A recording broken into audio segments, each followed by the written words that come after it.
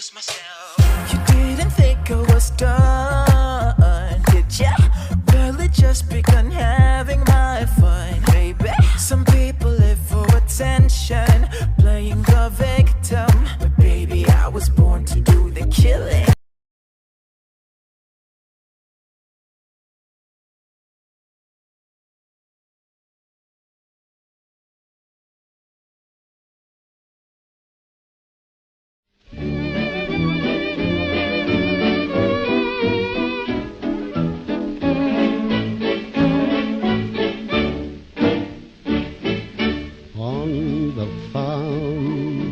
Every Friday on the farm is rabbit pie day. So every Friday that ever comes along, I get up early and sing this little song. Run, rabbit, run, rabbit, run, run, run. Run, rabbit, run, rabbit, run, run, run. Bang, bang, bang, bang goes the farmer's gun. Run, rabbit, run, rabbit, run, run, run, run. Run, rabbit, run, rabbit, run, run, run. Don't give the farmer his fun, fun, fun. He'll get by without his rabbit pie. So run, rabbit, run, rabbit, run, run, run.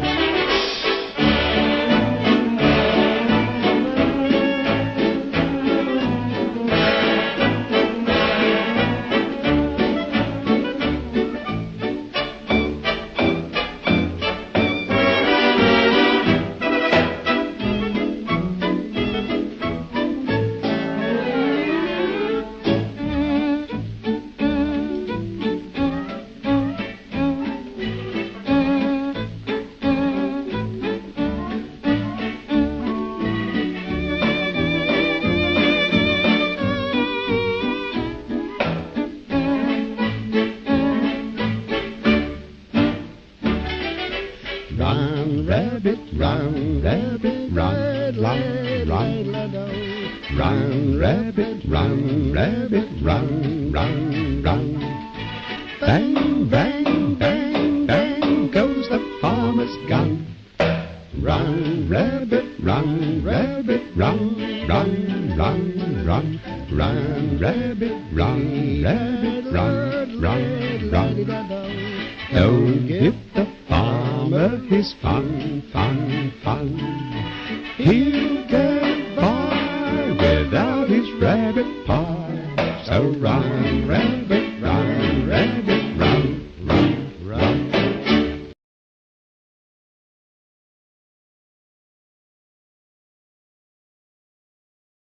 Hey guys, Super Horror Bro Mike here, and in this video we explore the world of Little Nightmares 2 ahead of its planned release next February with an in-depth look at one of the game's villains, the Hunter. Not much is known about this terrifying predator, however small information drops on the Little Nightmares Twitter account alongside a recent 15-minute gameplay reveal has shed some additional light on his character. In this video, I take this information to develop a detailed character profile, as well as taking a look at some theories and speculation of my own. So sit back, relax, and let's get started. Let's kick off the video with some confirmed facts about the Hunter. When analysing his appearance, we see the Hunter dresses in typical poacher attire. He wears a peaked cap, a torn and worn tweed jacket, and trousers tucked into a pair of old leather boots. Perfect attire for patrolling the overgrown, muddy forest he inhabits. The Hunter's face is concealed by a filthy sack, with a bullet hole in the side. More on this later. In his hands he carries a shotgun and flashlight, which he uses to track his prey before blowing them away. Once the Hunter has successfully bagged his victim, he then begins the process of gutting and stuffing them to put on twisted display within his rundown old shack. That's right, the Hunter is a dab hand at taxidermy. From the developers themselves, we have the following statement. The hunter seems to work alone, stalking the wilderness with a rusty shotgun and a lantern-style flashlight. His motives are unknown, but he does appear to have an interest in taxidermy. For those unfamiliar with the term, taxidermy is the process of preparing, stuffing, and mounting the skins of animals, or in this case humans, with lifelike effect. We see examples of this all around the hunter's abode. However, we also know that the hunter does not kill all of his victims, at least not right away. He has held 6 prisoner for an unknown length of time in the basement of his shack. While the hunter keeps the living close by, his dead victims are strung up in a large sack some distance from his quarters. This is most likely to keep the rancid smell of rotten flesh at arm's length, although judging by the state of his kitchen, one would guess the hunter's cabin hardly smells of roses either. On the topic of breathing, take a listen to the sound the hunter makes when giving chase.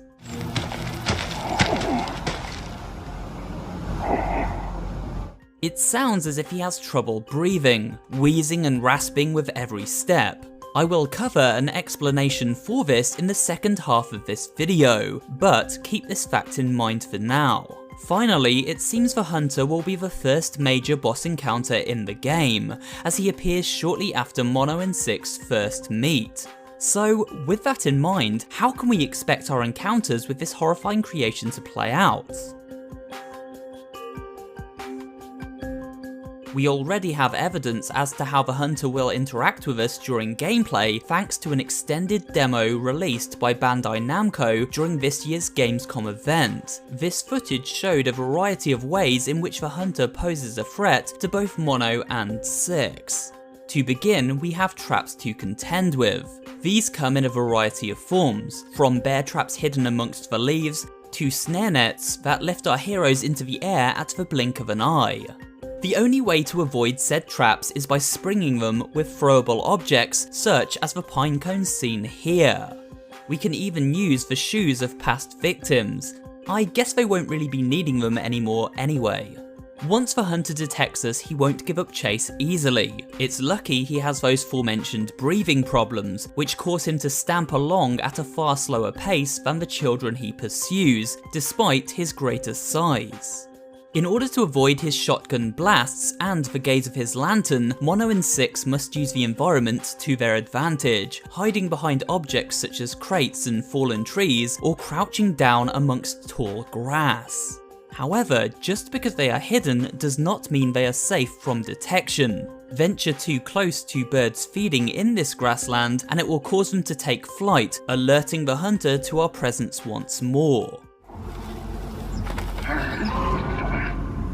From everything shown thus far, it seems escaping the hunter will take great care and patience. We must wait until just the right moment to dive out of sight and inch forward at all times.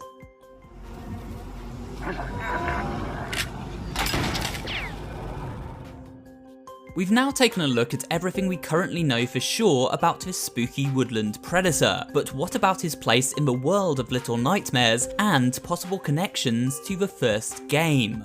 Well, even using the footage shown thus far, we can easily tie the hunter to the moor, and here's how. Firstly, as Mono enters the hunter's shack, take a look at this bottle on the counter. You may notice a familiar looking symbol drawn upon it.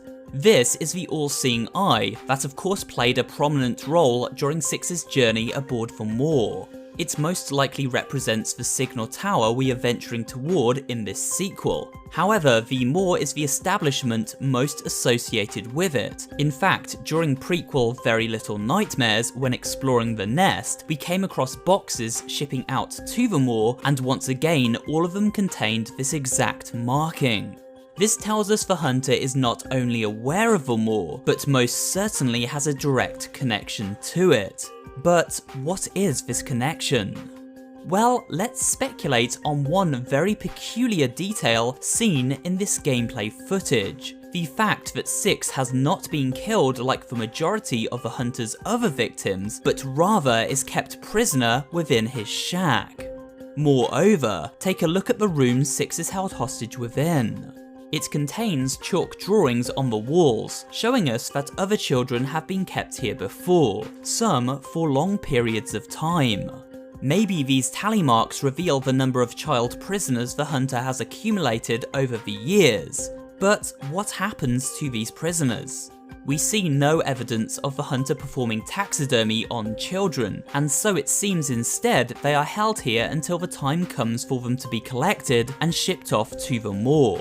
After all, we see the hunter does indeed keep cages similar to those found aboard the moor, and I can imagine the boatman seen in both portraits within the moor and within the pages of the Little Nightmares comic would be the perfect accomplice to complete this transaction, ferrying children captured by the hunter directly to the moor.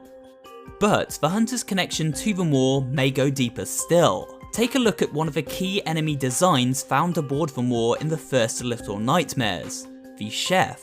Notice how they resemble the hunter. Just like him, they have fat, stubby fingers, short legs, and a stocky build. Notice how they rip and tear at flesh in a similar fashion too.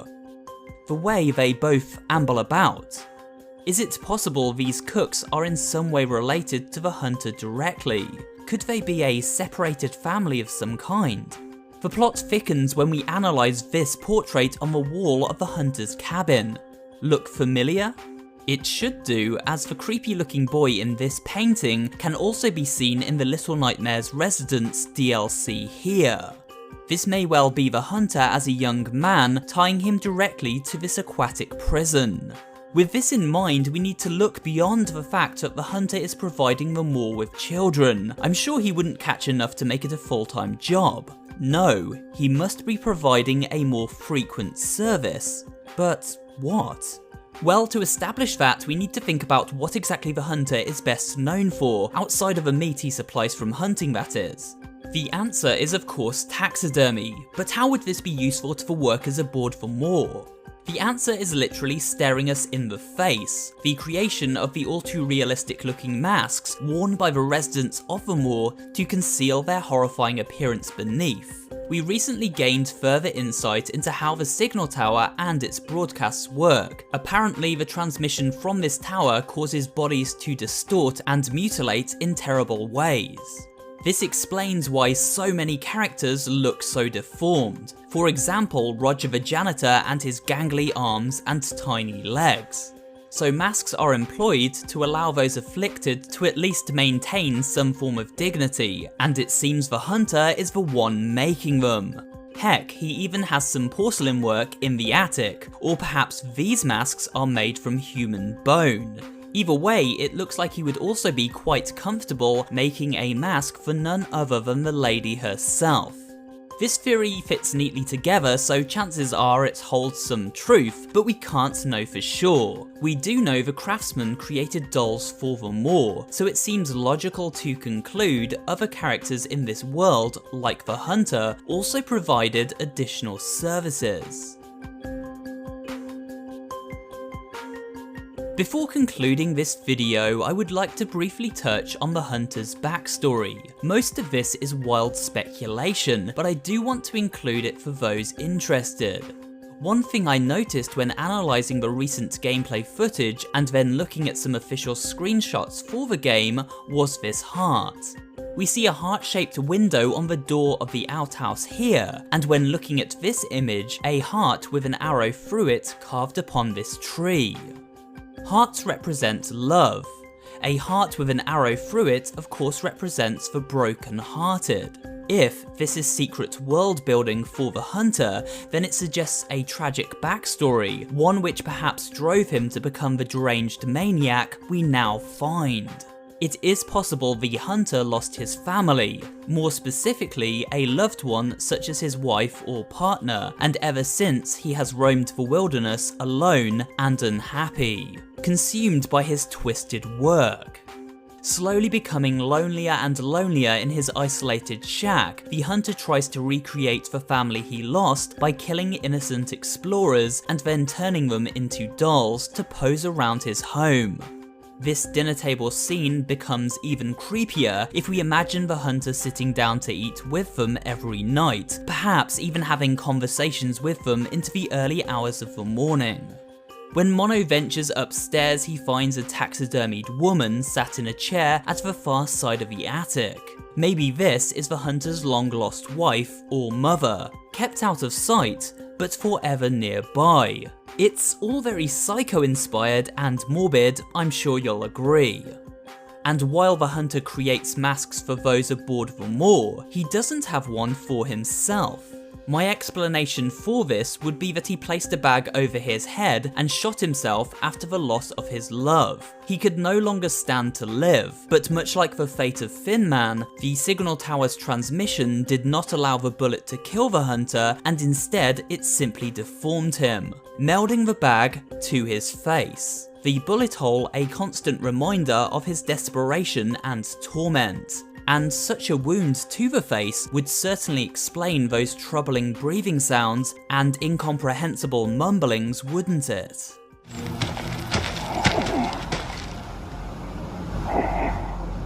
When we look back at the faces of his dinner table victims, we see features such as a missing face and an eyeball hanging from its socket.